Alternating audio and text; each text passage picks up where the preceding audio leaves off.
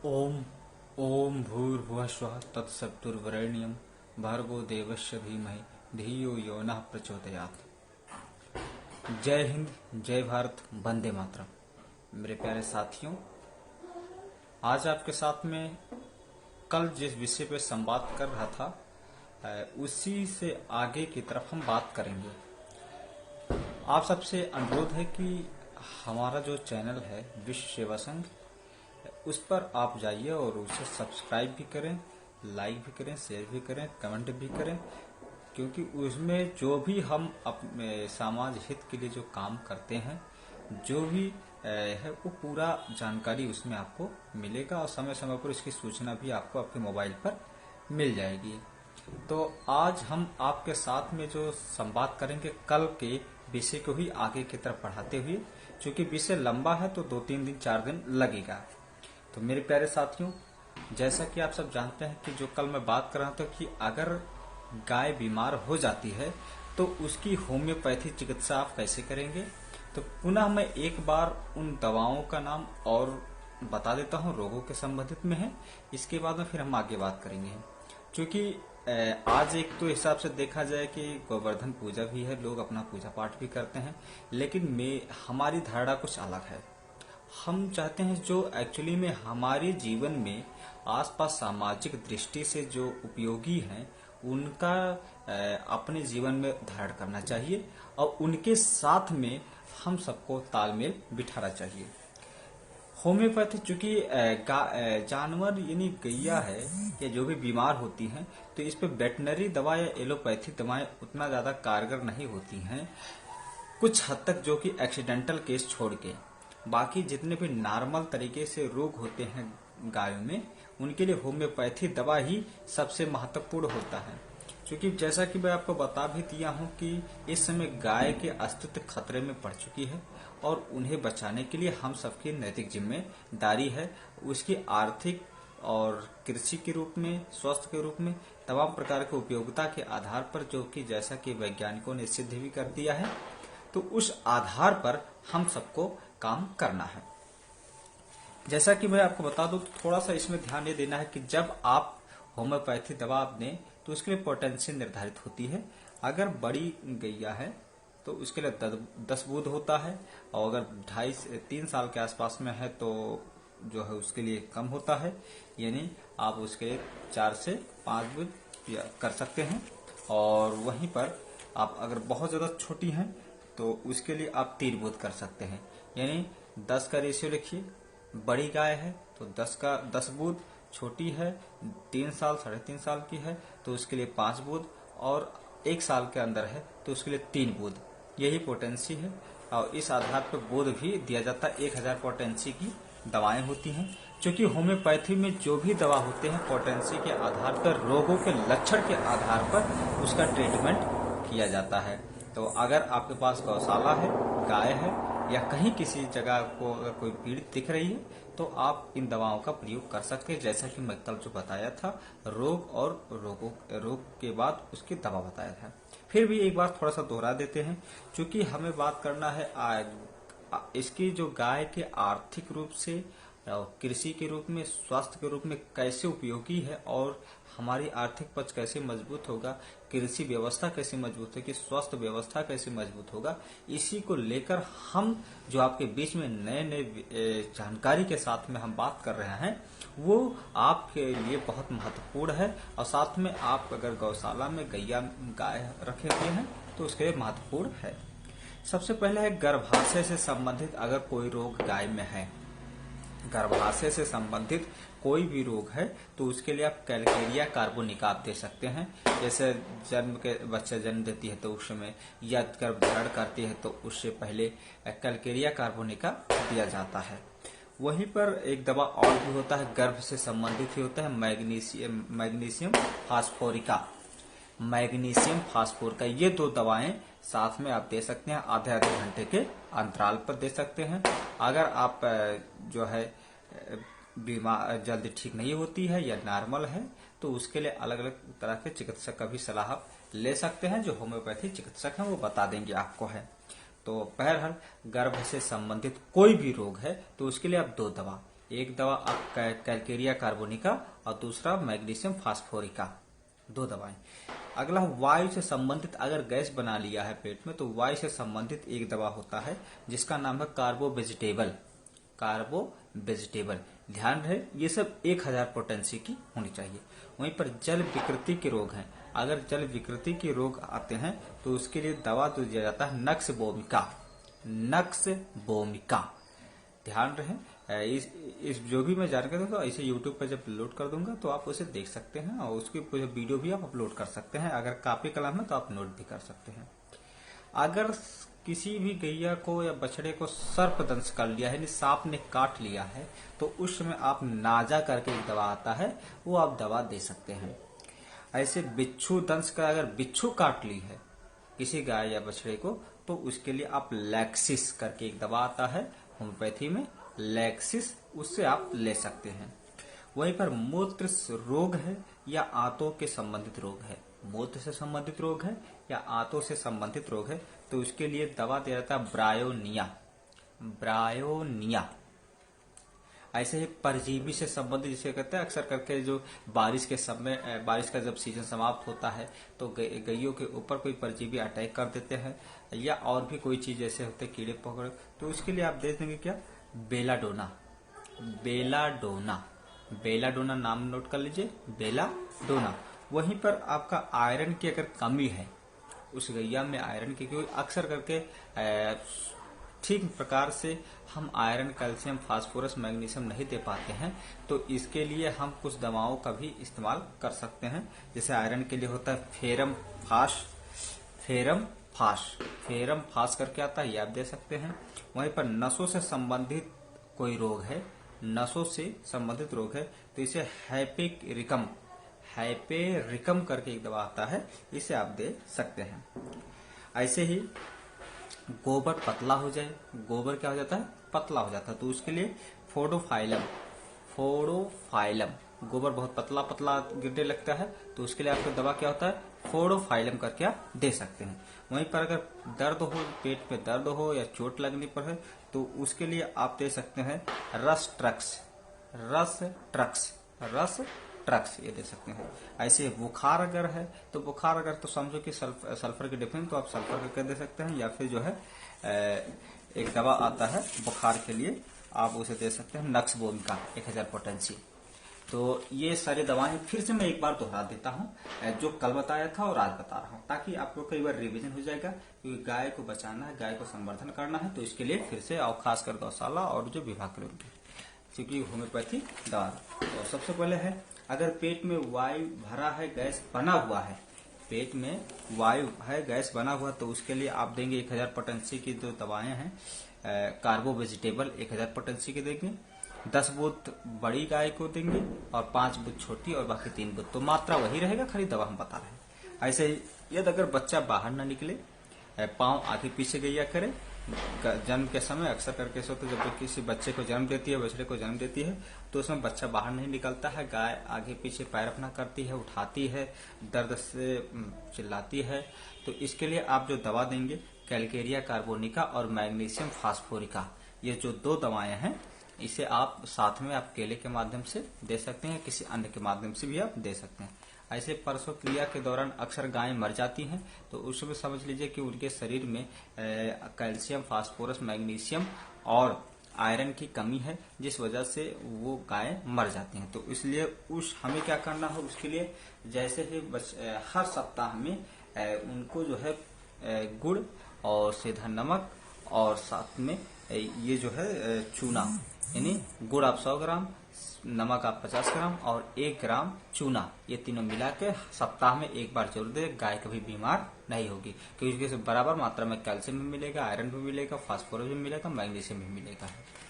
अगर 2.5 साल का बच्चा है तो उसके लिए आप आधा कर दीजिए, इसका है, इस तरह का कर सकते हैं। प्रसव के दौरान अक्सर जो होता है कि गर्भाशय का बचा हुआ हिस्सा बाहर नहीं निकलता है।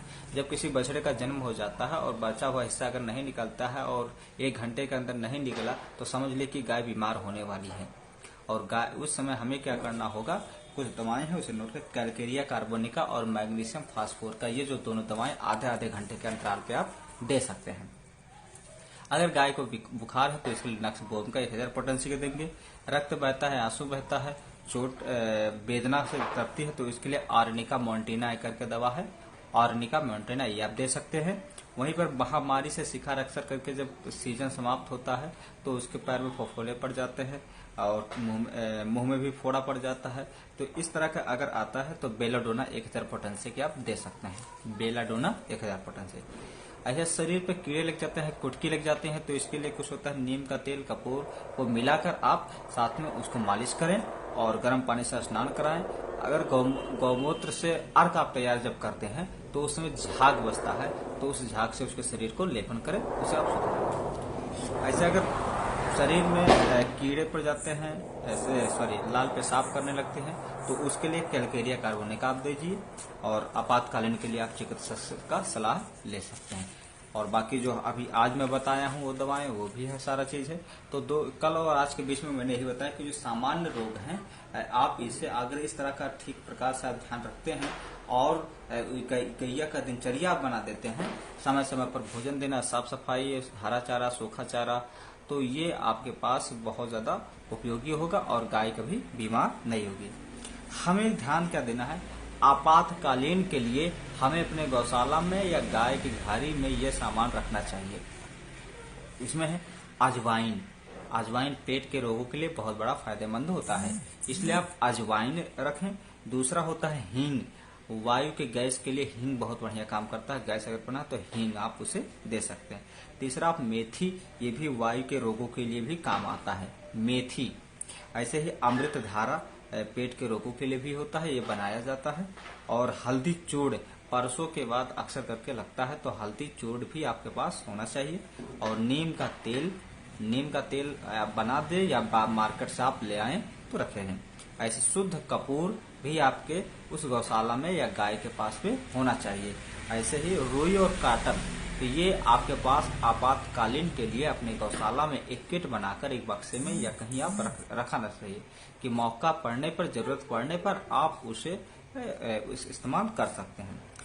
अगर गौशाला है, गाय है, तो हमें कुछ औषधियों का पौधा हमें लगाना चाहिए अपने गौशाला के आसपास या गाय के जो घारी है आसपास, या अपने कोई गार्डन है तो वहां पर आप लगा सकते हैं। इन पौधों का उपयोग हम रोगों को ठीक करने में हम कर सकते हैं। जैसे आपके पास तुलसी का पौधा वहां होना चाहिए। तुलसी का पौधा एक ऐसा कफ के रोगों के लिए बहुत बड़ा फायदेमंद होता है, तो तुलसी का पौधा लगाना चाहिए। ऐसे दूब होता है जो पेट के रोगों के लिए बहुत ज्यादा फायदेमंद होता है। ऐसे निर्गुंडी का पौधा आपको लगाना चाहिए, ये जो दर्द में बाहरी के लेपन का काम करता है, ये आप कर सकते हैं।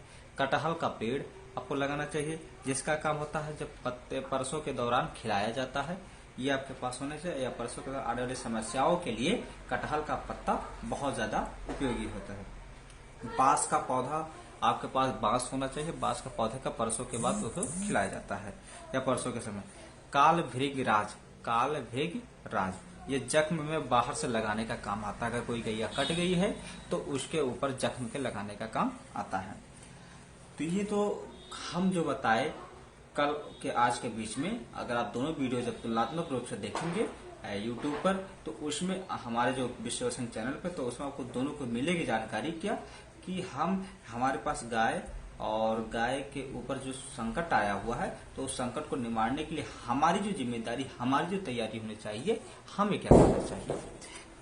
अब हम बता रहे हैं कि आर्थिक पक्ष में, अभी तो ये बताया कि जो है गाय की कैसे रक्षा करना है, अब हम बताएंगे आर्थिक रूप से और कृषि और स्वास्थ्य, तो ये तीनों के है।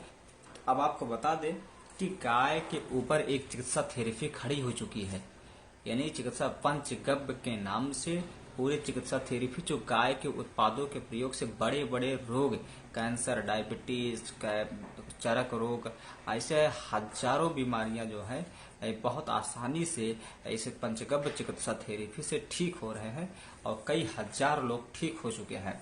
और इसके लिए तमिलनाडु के कांचीपुरम में बाकायदा से इसका एक बड़ी विश्वविद्यालय भी खड़ा हो रहा है, तो जिसमें पंचगव्य से संबंधित पढ़ाई करके आप पंचगव्य डॉक्टर बन सकते हैं, जिसमें मैं अध्ययनरत स्वयं हूँ। तो पंचगव्य डॉक्टर अगर बनना है जिसमें आप मनुष्य का चिकित्सा और गैया का चिकित्सा, पेड़ पौधों की चिकित्सा और नाड़ी विज्ञान, इस तरह की अगर जानकारी आपको लेना है, डॉक्टर बनना है, तो बहुत ही आसानी से आप डॉक्टर बन सकते हैं। इसकी बात में मैं जो बता रहा हूँ ये सबसे बड़ी महत्वपूर्ण है कि गाय के चिकित्सा के लिए तो पंचगव्य और कृषि के रूप में प्राकृतिक खेती का जो पूरा ढांचा खड़ा हुआ है वो देसी गैया पे आधारित निर्भर है, यानी गाय पर आधारित निर्मित है और उसी के आधार पर प्राकृतिक खेती होती है, जिसके लिए उत्तर प्रदेश सरकार ने प्राकृतिक बोर्ड गठन करने का पूरा फैसला गठन कर भी दिया है, जिसमें बाकायदा से अब इसके लिए प्रोजेक्ट भी लॉन्च होगा। गांव स्तर पर मनरेगा में भी शामिल हो गया है और हर जगह भी ये शामिल कर दिया गया कि प्राकृतिक खेती बढ़ावा के लिए हमें, और उसमें गाय के गोबर, गौमूत्र, उसके दूध, दही, मक्खन, इन सब का प्रयोग किया जाता है।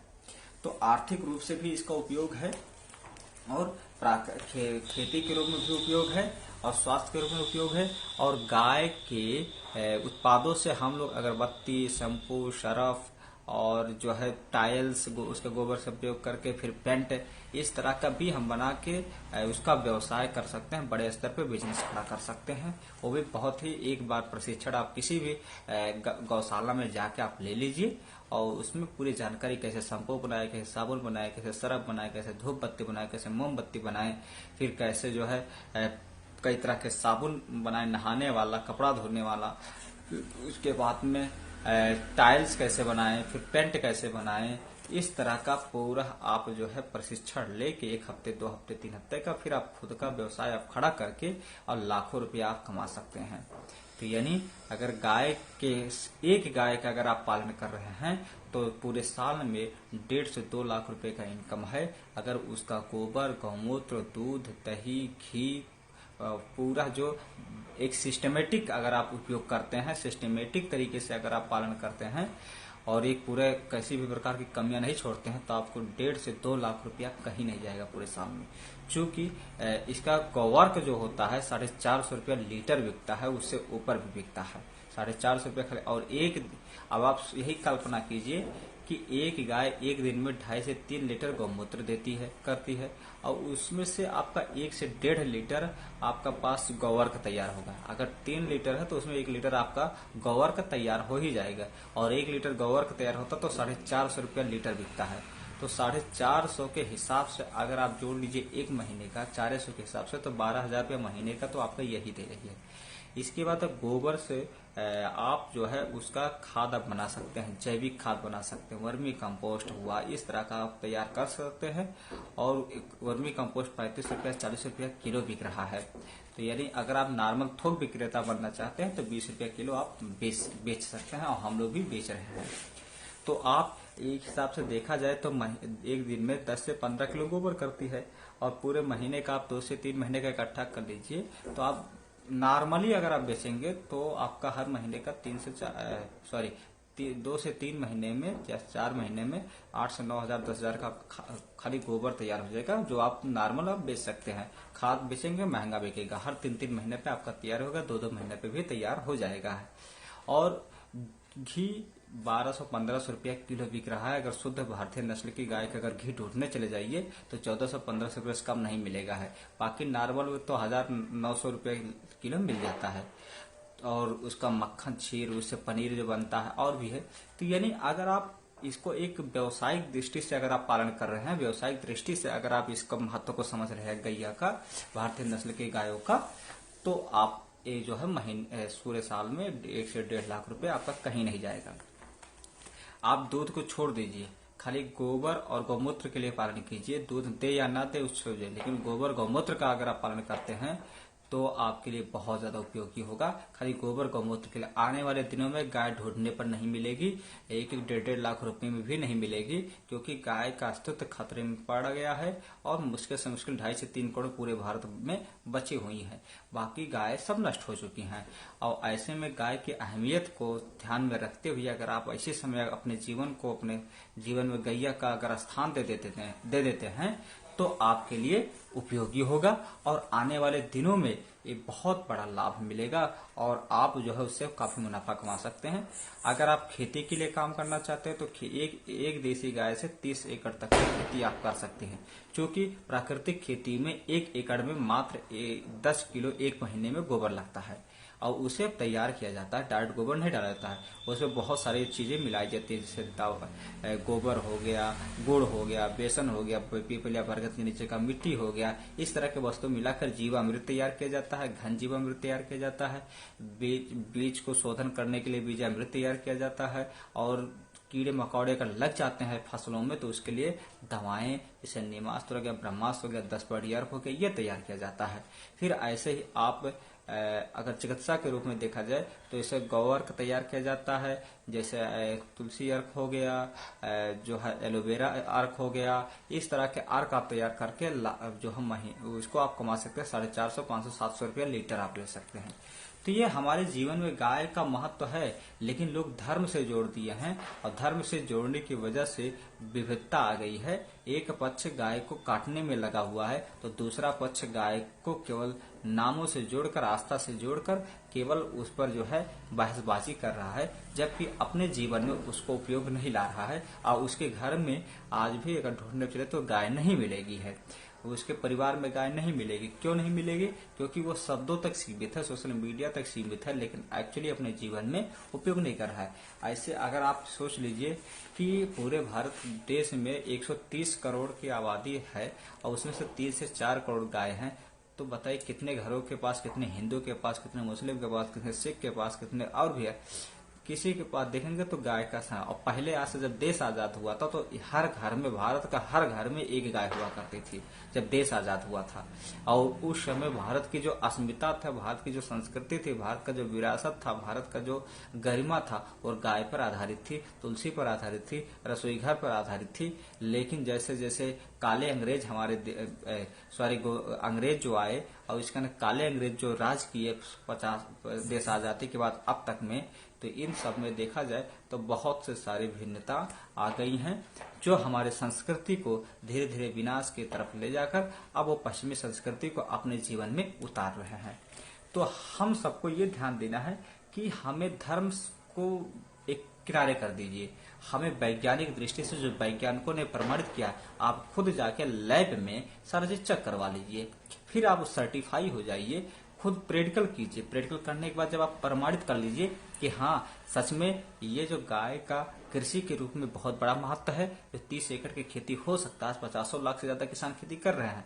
ऐसे ही आप स्वास्थ्य के रूप में पंचकर्म चिकित्सा थेरेपी को आप ले लीजिए और अपने जीवन में प्रयोग कर लीजिए। प्राकृतिक खेती में गाय का अध्ययन कर लीजिए और आर्थिक रूप से जो उत्पाद बनाकर इसका व्यवसायिक रूप से इसका पूरा प्रैक्टिकल करने के बाद तब आप आध्यात्मिकता की तरफ आइए और गाय को एक आध्यात्मिक रूप से उसे अपने जीवन में उतारने का प्रयास कीजिए।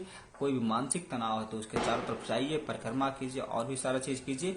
तब आप पहले आप कृषि के रूप में प्रैक्टिकल कर लीजिए।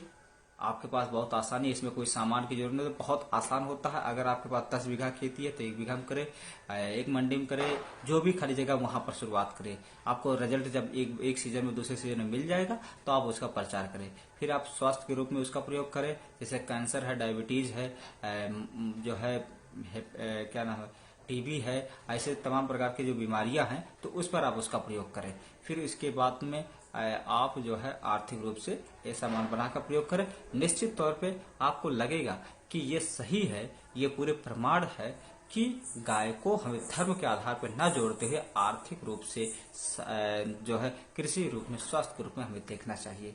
तब जाके आप असली को जो है भारत की तरफ ले जाकर और भारत को एक सोने की चिड़िया बनाने में आप अहम भूमिका निभा सकते हैं। तो हम जो बात कर रहे थे कल से आज के बीच में कि गाय, तुलसी और रसोई घर, तो अभी मैं जो गाय पर बात करूंगा, कल मैं जो बात करूंगा प्राकृतिक खेती के जड़ पर है। देख लेते हैं समय, अगर समय बचा होगा तो आज ही से 6 मिनट अभी हमारे पास समय है तो मैं बात कर लूं, क्योंकि गाय के संकट के ऊपर तो बात कर लिया हूं। चलिए ठीक है, प्राकृतिक खेती पे बात करूं। क्योंकि प्राकृतिक खेती क्या? प्राकृतिक खेती एक ऐसा है कि कोई बाहरी नहीं है, कोई नया नहीं है, ये पुरानी परंपरा है। हम आज से हमारे दादा परदादा जो भी थे वो प्राकृतिक खेती करते थे, बस केवल उन्हें वैज्ञानिक आधार की जानकारी नहीं थी कि हमें शुद्ध रूप से मात्रा क्या क्या मिलाना चाहिए। लेकिन आज समय की जरूरत है और इसकी जरूरत को अब जो है लोगों को आवश्यकता होने लगी है कि हमें गाय आधारित पर खेती करना होगा। इसलिए उत्तर प्रदेश सरकार ने प्राकृतिक खेती को बोर्ड गठन कर लिया। उससे पहले उसने प्रैक्टिकल कराया, वैज्ञानिकों को लगाया, किसानों को लगाया और सोशल मीडिया को लगाया। तमाम प्रकार के लगाने के बाद जब उसे सिद्ध हो गया कि हाँ, प्राकृतिक खेती में गौ आधारित खेती ही एक ऐसी है कि जो किसानों की समस्या का समाधान कर सकता है। क्योंकि सरकार को जो वादा की थी कि हम किसानों की आय दोगुनी करेंगे, उसमें फेल हो चुकी है, उसमें पूर्णतया फेल हो चुकी है। ये कोई कहने नहीं कि अब फेल बहुत कोई लुभावना दे अलग बात है, लेकिन एक्चुअली में देखा जाए तो जो उत्तर प्रदेश सरकार हो या केंद्र सरकार हो, कोई भी हो, भारत के किसानों की आय दोगुनी नहीं कर पाई है और न कर पाएगी। क्योंकि ये जो रासायनिक खेती का जो खेती करने की परंपरा है, जिसमें जो लागत है बहुत ज्यादा है और उससे ज्यादा जो किसान पैदावार कर रहा है वो रासायनिक जहर युक्त फसल उत्पादन कर रहा है, जो आदमियों को बीमार बना देता है। तो जितना बेचारा पैदा करता है और जितना लागत लगाता है, उसकी अपेक्षा तुलना करने के बाद वो चीज नहीं मिलता है। लेकिन जब इसको लगा कि प्राकृतिक खेती में गौ आधारित खेती की जाए, जिसमें किसी प्रकार के रासायनिक दवाओं का प्रयोग नहीं किया जाता है, किसी भी प्रकार के रासायनिक खादों का प्रयोग नहीं किया जाता है, किसी भी प्रकार के हाइब्रिड बीजों का प्रयोग नहीं किया जाता है, जो भी होता है किसान अपने घर पर खुद दवा, खाद, टॉनिक और बीज शोधन, मिट्टी शोधन सारा काम करता है। तब उनको लगा और प्रैक्टिकल करने के तब अब जाके उन्हें प्राकृतिक खेती बोर्ड की गठन करने के हम अपनी जो अनुभव बता रहे कि 2017 में पहली बार ट्रेनिंग किया था। 2017 के बाद आज 22 चल रहा है, 5 सालों के बाद ये हमें देखने को मिल रहा है कि जो उस समय लोग गाय का नाम लेकर नफरत फैलाते थे और गाय को लेकर एक अलग दृष्टि से देखते थे कि गौमूत्र पर लेकर काम कर रहा है, एकदम नीच कैटेगरी का है, गाय उसमें लेकर काम कर रहा है। लेकिन आज वही लोग, वही वैज्ञानिक, वही सरकारी सिस्टम आज गाय को अपने जीवन में स्थान देने लगे हैं। आज उसके लिए प्राकृतिक खेती बोर्ड का गठन हो गया है और इसके अध्यक्ष श्री मुख्यमंत्री योगी आदित्यनाथ जी हैं। तो इसके लिए मैं बात करूं, प्राकृतिक खेती चरण में है। प्राकृतिक कृषि में कुछ चरण होते हैं, बस उसे समझना बहुत जरूरी है। हालांकि आप हमारे जो है पहले आप वीडियो में देख सकते हैं, मैं हर एक विषय पे बात किया था, तो मैं इस पर खाली बात करूंगा कि इस पे जो होता है सबसे पहले हमें क्या करना है, अपनी मिट्टी, अपनी धरती माता को शुद्ध और पवित्र करना है। हालांकि वो पवित्र है, हम लोगों ने दूषित किया है कुछ जगहों को, तो हमें उन दूषित चीजों को बाहर से निकालना है। शुद्ध प्राकृतिक रूप में हमें मिट्टी को ढालना होगा। इसलिए मृदा आच्छादन पहले नंबर पे आता है। मिट्टी के शोधन में मृदा आच्छादन। दूसरा आपका आता है जो काष्ठ आच्छादन। काष्ठ आच्छादन मतलब जो क्या होता है कि जो पौधे होते हैं, पौधे के जो डंठल होते हैं या फसल के जो डंठल होते हैं, उसके द्वारा मिट्टी के ऊपर आच्छादन किया जाता है, बिछाया जाता है सूक्ष्म वातावरण के लिए। मैं आगे चल के बताऊंगा। तीसरा जो होता है चरण होता है सजीव आच्छादन। सजीव आच्छादन का मतलब एक फसल के साथ दूसरा फसल आप साथ में जब बैठाते हैं, रोपाई करते हैं, लगाते हैं, तो उसके द्वारा एक दूसरे को लाभ मिलता है। एक पौधा दूसरे को लाभ देता है। कुछ तत्व बाहर माटी में जैसे नाइट्रोजन को देने के लिए कुछ पौधे लगाए जाते हैं, तो उसके मैं आगे चल के बताऊंगा। चौथा जो चरण होता है बीजामृत, बीज को शोधन करने के लिए। जैसे आजकल जो बड़ी बड़ी कंपनियां होती हैं, बीज को शोधन करके मार्केट में 250, 300, 400 रुपया किलो बेचती हैं, वो घर पे आप काम कर सकते हैं।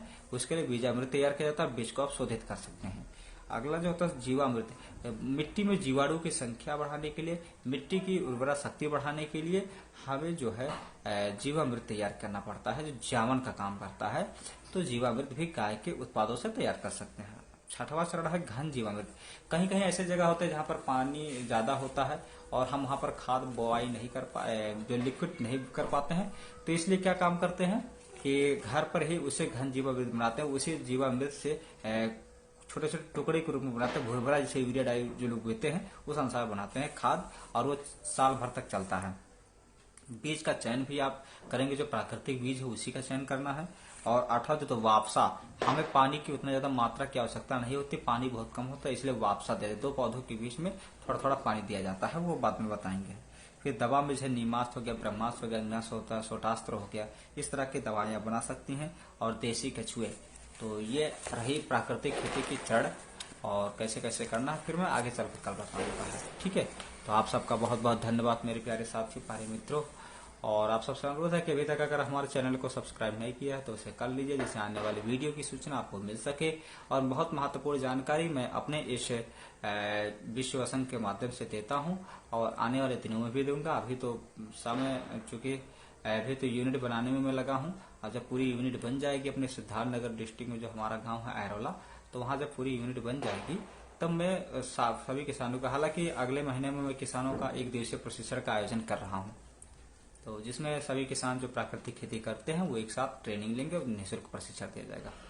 बस, जय हिंद, जय भारत, वंदे मातरम। राजुल चौधरी जी बहुत बहुत धन्यवाद, जो आप हमारे इतने समय तक जो बने रहे इसके लिए कोट कोट से आभार।